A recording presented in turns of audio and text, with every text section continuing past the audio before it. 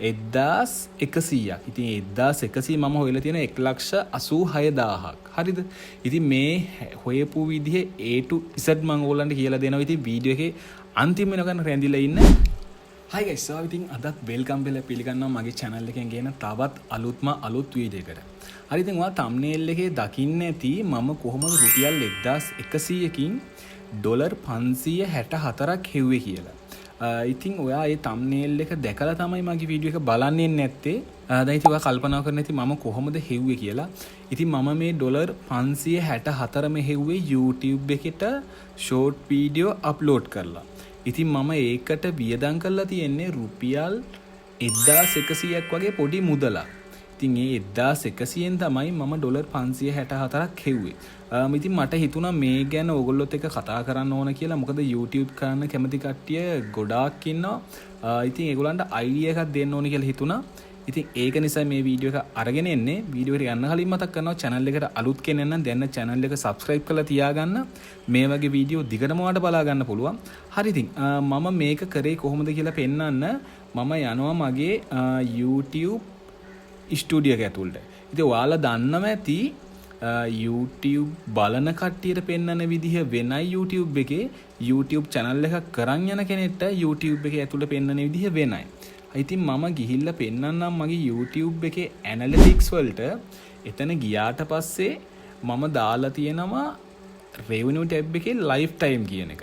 ඉතින් ඔයාලට මෙතන පේනවා මම හොයලා තියෙනවා ඩොලර් 564.756ක්. ඩොලර් 564.756ක්. ඉතින් මේ ගාන මේ වෙද්දි වැඩි කරලා ගත්තොතින් දැන් යන විදිහට අපි 330ක් කියලා ගමුකෝ. ඔයාලට පේනවා ඇති 1,86,120ක් එනවා. මම සාමාන්‍යයෙන් වැඩි කරේ. ඩොලර් රේට් එක මට හරියට මතක නැහැ. මම හිතන්නේ යන්නේ 300 ගාණක්. ඉතින් මේ ගාණෙන් වැඩි කරොත් ඔයා බලන්න මම වියදම් කරලා තියෙන්නේ 1,100ක්. ඉතින් 1,100 මම හොයලා තියෙන 1,86,000ක්. හරිද?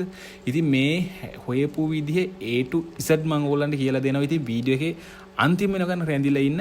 දැන් ඉතින් ඔයා බලනවා ඉතින් මම කොහොමද මේක හෙව්වේ කියලා. ඉතින් මම හොයපු විදිහ පෙන්නන්න. මම කරන්නේ මම ෂෝට් වීඩියෝ හදන්න. ඉතින් මම මේ 1100ට ගත්තේ මොකද්ද කියලා දැන් ඔයා කල්පනා කරනවා ඇති.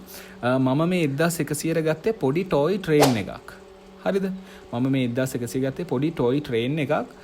ඉතින් මම කරන්නේ මේ ටොයි ට්‍රේන් එක රේල් පාර, ඒ කියන්නේ ටොයි ට්‍රේන් එකේ හම්බ වෙන ටොයි සෙට් එකට එන රේල් පාර උඩ මොකක් හරි බාධකයක් තියලා ඊට පස්සේ ට්‍රේන් එක එවලා ඒ හැප්පෙන වීඩියෝ එක රෙකෝඩ් කරලා තමයි මම දාන්නේ. ඉතින් මම ඔයාලට වීඩියෝ එකක් ප්ලේ කරලා පෙන්නන්නම්.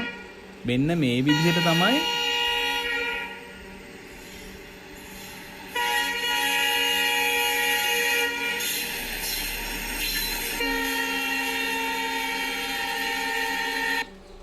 හරි. ඔයා ඉතින් දැන් මේ වීඩියෝ එක දකින්න ඇති.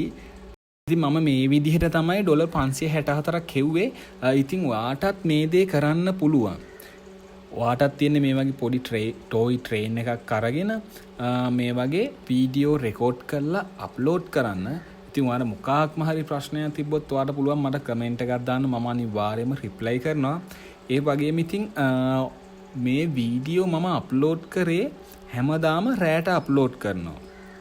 රැට අප්ලෝඩ් කරලා ටයිම් එක ෂෙඩියුල් කරලා තියෙනවා ඊළඟ දවසේ උදේ 6ට අප්ලෝඩ් වෙන්න.